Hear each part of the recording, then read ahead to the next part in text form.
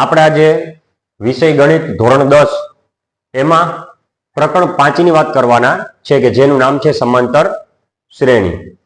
એમાં આપણે પ્રસ્તાવના જોઈએ તો સૌપ્રથમ તો સમાંતર શ્રેણી કોને કહેવાય?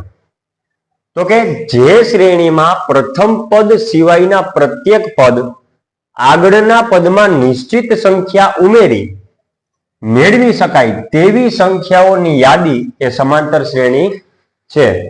જો આમ નહીં સમજાય, આપણે ઉદાહરણ લઈએ અને પછી આખી જે વ્યાખ્યા સ્વરૂપે આપણે લીટી આપી પાછી આપણે સમજીએ।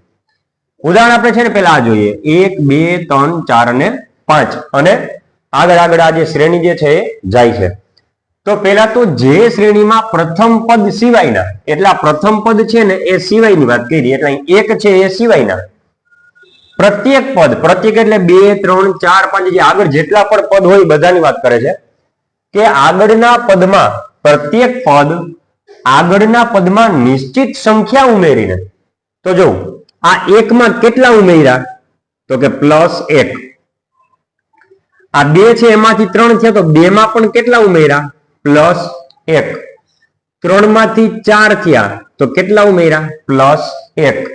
4 માંથી 5 તો +1। તો આ જે +1 જે છે ને એ આપણી થઈ નિશ્ચિત સંખ્યા। તો નિશ્ચિત સંખ્યા ઉમેરી મેળવી શકાય। તો જો નિશ્ચિત સંખ્યા આપણે ઉમેરતા ગયા અને આપણે શ્રેણીનું આગળનું પદ આપણે મેળવતા ગયા, તો મેળવી શકાય તેવી સંખ્યાઓની યાદી। તો આ પછી જે આપણે સંખ્યાઓની જે યાદી મળી એ યાદી એટલે કે સમાંતર શ્રેણી। ફરીથી જોઈ જઈએ કે પ્રથમ પદ સિવાયના, એટલે પ્રથમ પદ આ એક છે એ સિવાયના પ્રત્યેક પદ, એટલે આ શ્રેણીના આગળના પ્રત્યેક પદની વાત આવે આમાં કે આગળના પદમાં નિશ્ચિત સંખ્યા ઉમેરવાની।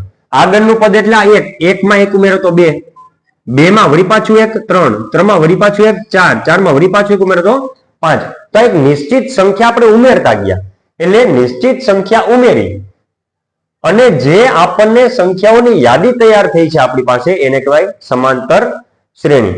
અને આ જે નિશ્ચિત સંખ્યા આપણે જે ઉમેરી છે ને આ +1 એને આપણે કહેવાય સામાન્ય તફાવત। શું કહેવામાં આવે? સામાન્ય તફાવત।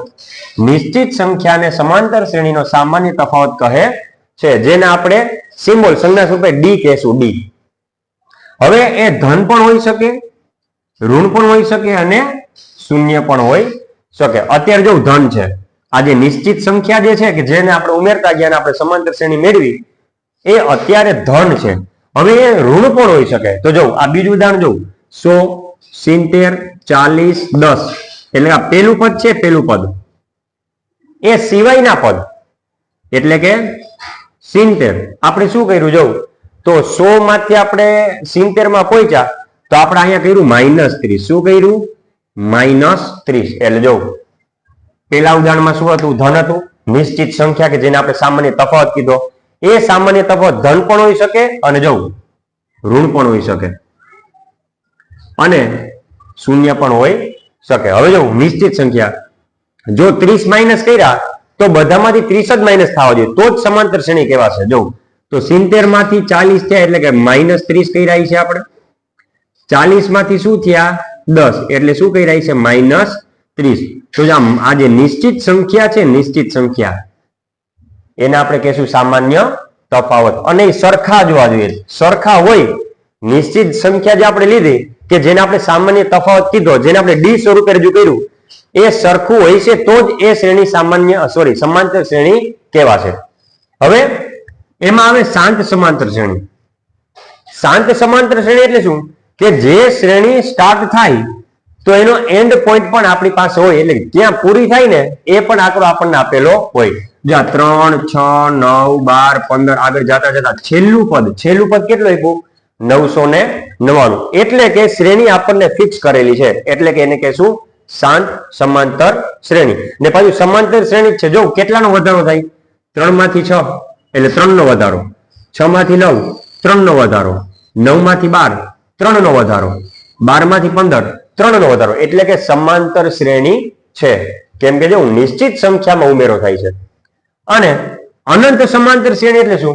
તો કે અનંત સમાંતર શ્રેણી એટલે કે જ્યાંથી શરૂઆત થાય ત્યાંથી લઈ અને છેલ્લો આંકડો જે છે એ આપણી પાસે હશે નહીં, એટલે કે આંકડો જે છે અનંત સુધી ચાલ્યા જ રાખશે. 3, 6, 9, 12, 15 આગળ આગળ આગળ આ શ્રેણી જે છે એનો કોઈ અંત હશે નહીં. તો એને કહેવાય અનંત સમાંતર શ્રેણી. અને આ સમાંતર શ્રેણી છે એનું કારણ જો સરખો વધારો થયો, 3 માંથી 6, 3 નો વધારો, 3 નો વધારો એટલે 9, 3 નો વધારો એટલે 12, 9 નો વધારો એટલે કે 15. એટલે કે આ પણ સમાંતર શ્રેણી છે, એટલે કે સાંજ સમાંતર શ્રેણી અને અનંત સમાંતર શ્રેણી. હવે આપણે આનું જે છે એ સ્વરૂપ જોવું હોય, સ્વરૂપ કે આ સમાંતર શ્રેણીનું સ્વરૂપ કયું, પ્રમાણિત સ્વરૂપ કયું, તો એ પણ આપણે આ ઉદાહરણ ઉપરથી જ આપણે સમજી લેશું કે પ્રથમ પદ, આ પ્રથમ પદ છે ને, પ્રથમ પદ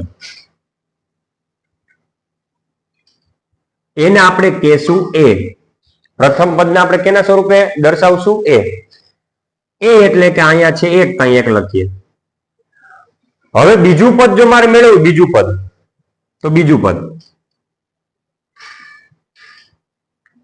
બીજા પદ જે છે એને આપણે કહેશું a પ્લસ ડી. શું કહેશું? a plus D. એટલે કે આ a છે પ્રથમ પદ તો એક હતો જ, વત્તા હવે જે નિશ્ચિત સંખ્યા જે છે કે જે આપણે ઉમેરતા ગયા એને આપણે ડી કીધું હતું. સામાન્ય તફાવત એ શું છે? +1, એટલે કે 1. તો શું થશે? 1 માં 1 ઉમેરીએ તો 2. આવી ગયું બીજું પદ. એ જ પ્રમાણે મારે ત્રીજું પદ મેળવવું હોય, ત્રીજું પદ, તો એ થશે a પ્લસ 2d. શું થશે? a plus 2d. a એટલે તો 1 હતો જ, વત્તા 2, અને ડી એટલે કે નિશ્ચિત સંખ્યા કે જે આપણે ઉમેરતા ગયા એ અહીં છે 1. તો શું થાય? 1 વત્તા 2 * 2. તો જો 1 માં 2 ઉમેર્યા તો 3. તો જો અહીંયા ત્રીજું પદ આપણને મળી ગયું 3. એમ ચોથું પદ આપણને જોતું હોય, ચોથું પદ, તો સૂત્ર છે a પ્લસ 3d. a એટલે 1 વત્તા 3, અને ડી એટલે સામાન્ય તફાવત શું છે? 1. તો 1 વત્તા 3 * 1 = 3. તો 1 માં 3 ઉમેરું તો 4. તો જો અહીંયા આવી ગયું ચોથું પદ 4. તો જો આપણે સમાંતર શ્રેણીનું પ્રમાણિત સ્વરૂપ આપણે જોતું હોય, સમાંતર શ્રેણીનું પ્રમાણિત સ્વરૂપ, તો જો એ શું થશે? પ્રથમ પદ a, દ્વિતીય પદ a પ્લસ ડી, તૃતીય પદ એટલે ત્રીજું પદ a પ્લસ 2d, અને ચોથું પદ a પ્લસ 3d. એમ આગળ જાતા જાતા આપણને સમાંતર શ્રેણીના એક પછી એક એમ ક્રમિક પદ આપણને મળતા જાય. તો આજે આપણે સમાંતર શ્રેણી જે ચેપ્ટર છે પ્રકરણ, એની આપણે પ્રસ્તાવના જોઈ. આવનારા વિડીયોમાં આપણે ઉદાહરણ સ્ટાર્ટ કરશું.